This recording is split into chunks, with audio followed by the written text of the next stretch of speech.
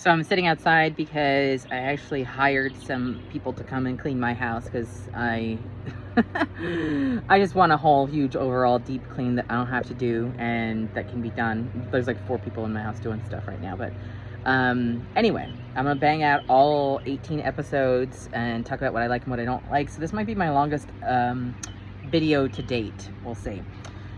So the first episode is called The Long Way Down. I actually like this episode because right after season 3 ends and you see the ramifications of season 3, Sophie and Nate have to deal with what happened, and then basically watching everybody's interaction on like this, they haven't really faced the elements as much. Like they had a ski one at one point in time, but this is a whole other level of strong. There's an excellent speech in it that Elliot gives to Parker about how in order to do the things that they do, it has to be them. I think Eric Stoltz is in this one, and he's kind of fantastic in this. This is actually really good because I like the characters in it, and it's got some emotional elements to it. It's got the relationship elements between Hardison and the team and stuff like that. That's cute. One of my pumps is called The 10 Little Grifters Job. I forget who like William Russ or something like that is the dude's name. That's like the big bad in it or something. But basically they go to a party all dressed as various detectives, and they're trying to get this guy, and right after they try and get him, he is killed, and they have to figure out who did it because it looks like Nate did it. You can choose who did it. It's like a whodunit kind of thing, like a murder mystery dinner, but like for real murder. So it's all up to you. 15 minutes job. The 15 minutes basically is like a reflection of this guy back at Nate. It's interesting to see how Nate would take himself down. I kind of hate the guy's face because he kind of looks like Elon Musk. If Elon Musk like put on a few pounds. But it definitely reminds me of Elon Musk, the main big bad, and I think it makes me hate his guts more for it. So it's kind of nice to watch him fall hard. The Van Gogh job. So I go back and forth on the Van Gogh job. What it does is it's like it's a time capsule episode where it's pretty much like Danny Glover is in it. I remember like right now. Danny Glover is in it, and he's basically telling a story of himself loving this woman back in the day. And as you flash back, his character is basically played by Hardison, and the woman he cared about was played by Parker, and all kinds of stuff. So it's a cute little story. It gets a little dicey sometimes because it talks about interracial love back in the day and how forbidden it was and stuff like that. But I think it's sweet. It's a sweet enough story. It's just, I wouldn't count it as one of my favorites. The Hot Potato Job. I found this one funny because basically when the team has to go do something on the fly, it's like everybody ends up assuming each other's personalities to do things. So watching Sophie do Elliot is hysterical. And then watching the whole entire thing be about like legitimately a potato. So, and I love potatoes, but it's great. The next one's called The Carnival Job. This one is a little difficult to watch because you basically kidnap a child. They don't, obviously, Team Leverage doesn't, but in the middle of the episode, something happens and a child is kidnapped in Team Leverage, and watching how they do it, they've got this great scene of them like all coming together and walking through smoke together. It's like ridiculous, but it's like fantastic how they do it. It's a little bit Elliot-centric this episode because of how he is with kids, but it's not too bad. It's a cute episode. My favorite Hardison episode is called The Grave Danger Job. It's not giving anything away because you learn this in probably like the first few seconds of the episode. But basically they're trying to take down some big bads who are stealing identities, and Hardison gets buried alive. And he has a cell phone, and it's very difficult to watch. And Aldous Hodge's acting in it is just amazing. And then watching how they're all trying to like save him and come up with it and stuff like that, and then what it drives them to because they're so frustrated. There's a part in it that's like a little, you know, you have to suspend disbelief when you watch these things. But like, there's a part where like, you know, Hardison is in the ground and Elliot's taking extra time to beat some guys up. And we're like, Elliot, like, you know how to end this quickly. Like, end it quickly. Don't just sit there and walk around and like, whatever. Like, you know, beat these guys up, put them down. Let's be done with it. You know what I mean? Like, but it is what it is. It was meant to tell part of the story. But it's my favorite Hardison because he's just phenomenal in it. And then just his acting. The boiler room job, I find it's interesting because it's like how to con a con man, like a man from a long line of con men, and then what they have to do for it. It's I like it. I thought it was interesting how they had to be different when it came to how they worked through the whole thing. The Cross My Heart job. The Cross My Heart job is a little hard to watch, so you can pick it or leave it. It's basically about stealing back a heart for transplant from an old rich white guy for a little boy. So that's up to you if you want to watch that one. Obviously this is Leverage, so you know, happy endings and stuff like that, but it's a little hard to watch when you think about your kids and stuff like that, because this episode's not nice to kids.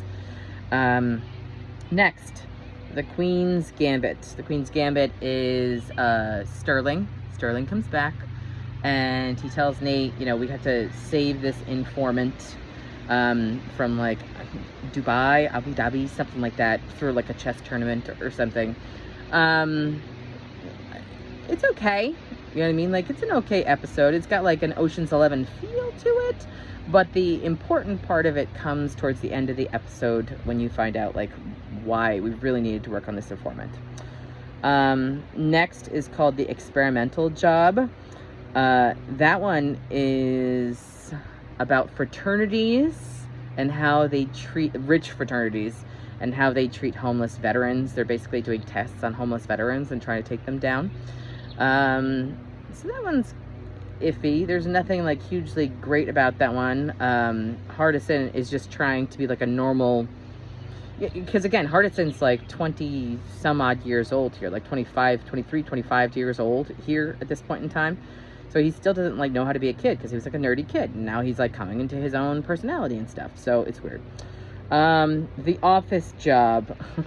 The Office Job is Leverage's take on The Office. So it's like filmed similarly to how The Office is filmed with various things. There's water cooler drama and all kinds of stuff, but basically it's also trying to bring someone back to like, you know, it's greeting cards instead of paper. So it's just interesting. I like it. If you like The Office, you'll like The Office Job episode because it's a nice little homage to it. The Girls Night Out Job. So the Girls Night Out Job and the Boys Night Out Job, they kind of go together. So you're going to see some repeat. Like, you're going to see it from different perspectives on both episodes. So the Girls Night Out Job, yay, 7 of 9 comes back. She makes an appearance to go out with Sophie, and shit gets crazy with Parker, who has her friend Peggy. Her friend Peggy came back. That she had from like the Juror Number 9 job and stuff like that. So I actually like the girls, I think, better than the guys. Yeah, I think so. So it's done pretty well. And like, you're watching how all of this is done in like off the cuff with the women, and I just think the women do it better. 7 of 9 does a tango in it, and she's hot, girl hot, because she got legs forever and she wears all the clothes to show that off. The Boys Night Out, like I said, opposite perspective. That one actually has Hurley in it. Remember Hurley, our friend from the 12 Steps job?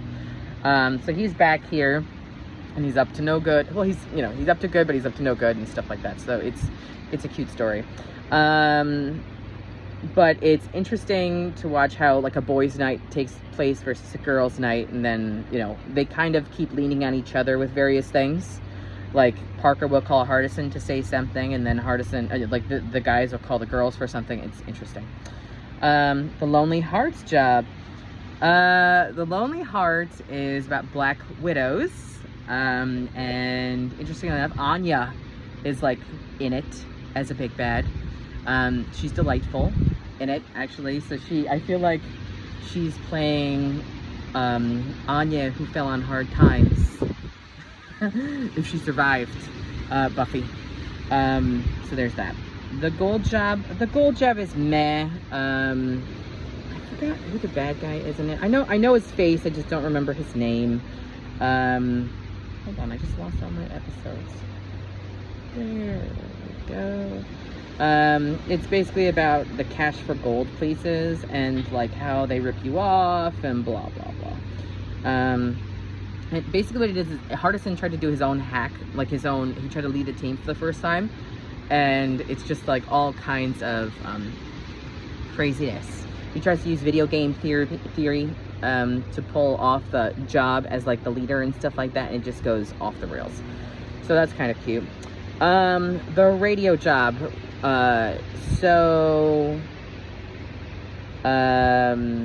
What ends up happening with the radio job... Oh, Latimer, who you met earlier in there. I'm just reading. Latimer, basically, throughout this whole entire thing, you saw that Latimer, they end up learning who the guy who had bugged their offices in the beginning of the season was, named Latimer. And they end up finding out that, like, Latimer is, Latimer wanted them to do something for him, and he decided not to. They decided not to. So Latimer's like, fine, I'm gonna go ahead and call up your daddy and put him in a bad situation. So they called up his dad, and his dad ended up going to like a patent office for the government. So this episode by itself is not like the best.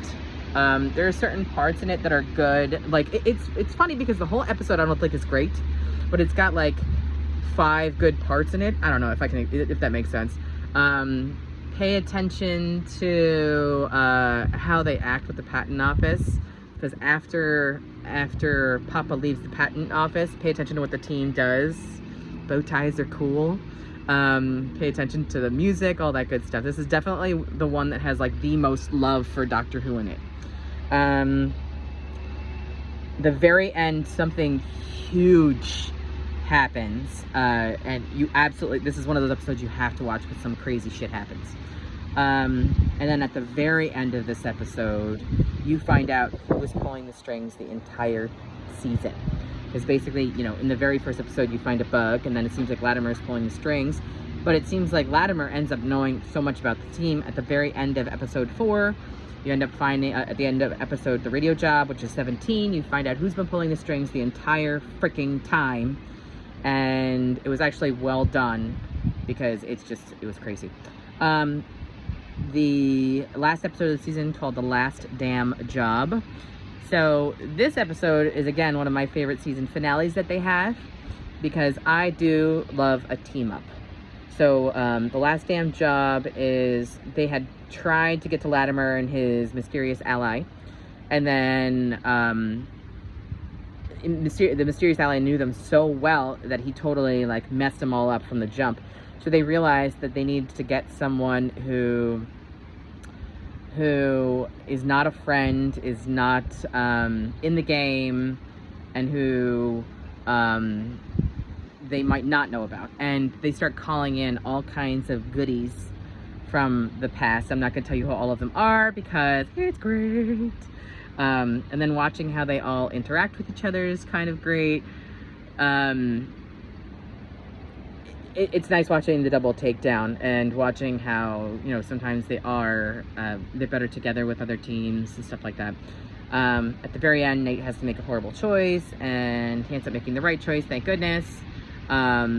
Cleverly done. And then the season ends with him making a decision how to proceed forward. And originally what was supposed to happen was that the thought was that they were going to end the show here at the end of season 4, but it much like Lucifer, it ended up continuously getting another option to go ahead and do it again from Dean Devlin. So originally this is supposed to be the show's ending, so it actually ends on a nice little bow that it ties it up in. Could they have stopped here? Yeah, they could have. You know what I mean? Like, they could have stopped at the end of season 4, and it would have been a perfectly great show. Season 5 is okay, too. It's not as powerful, I feel like, as season 3 was, or season 4 for that matter. But it's okay. Once you're done with season 4, we'll talk about season 5, and then after season 5, we'll talk about Redemption, Leverage Redemption, which is the new series that came out. That one's got like 16 episodes, and you're gonna have to download the one from Prime or something. But overall, like I said, I think season 3 was stronger than season 4, but more happened in season 4 than in season 3, if that makes sense. So, I don't know. Hope you feel better. Hope you're enjoying the show still. Hope you don't hate it and you're like, oh, this is stupid. Why am I still watching this? So yeah, let me know what you think. All right, talk to you soon. Feel better. Bye.